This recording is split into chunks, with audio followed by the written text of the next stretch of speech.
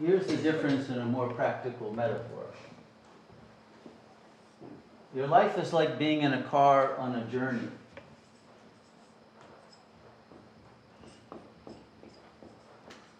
The ego equals the tires. Because the ego is where the rubber meets the road. Now, the narcissistic ego wants to be proud about how good its tires are.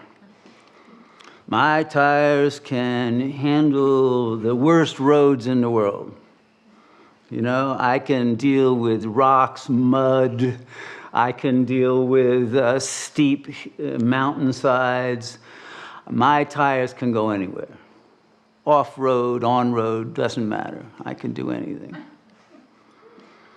And he's so proud of being the tire that he doesn't realize that he's really getting bumped around and has absolutely no control about what road he is on.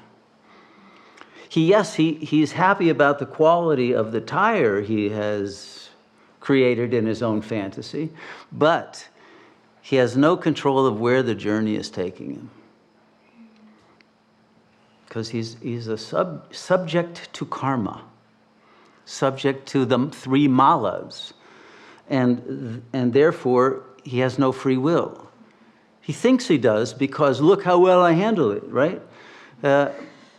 And after the fact, he says, "Oh yeah, I wanted to go on that horrible road, you know, up and slide into the mud like that taxi got stuck in there. And, you know, I wanted it all along. All right, but it really doesn't have any control over its destiny. Now, we could say the rest of the chassis, the different systems, oil and water and all the various other gadgets and computerized kinds of things that make the car go are different levels of the seven bodies. And nowadays, the cars, I think, all have GPS units. We could say the GPS with its mapping system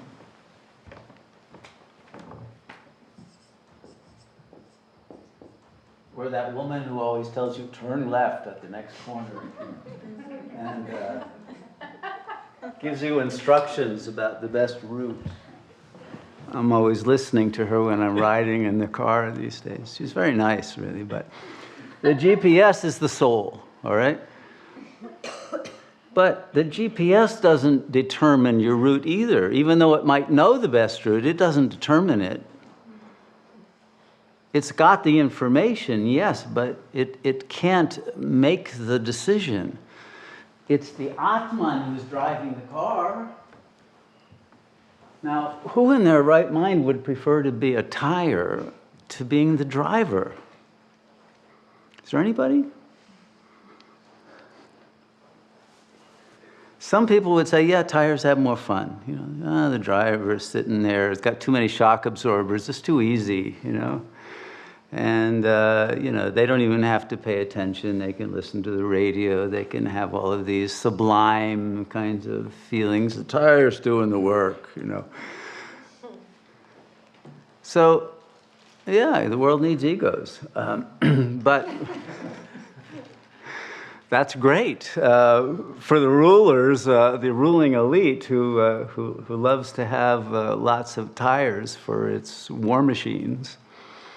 But wouldn't you rather be the driver of your own destiny rather than be driven by drives that control the ego? That's the basic question that will determine your destiny. Where do you want to be on this cosmic car, on this journey through the cycle of time? And do you want to have control? Or let's use another metaphor.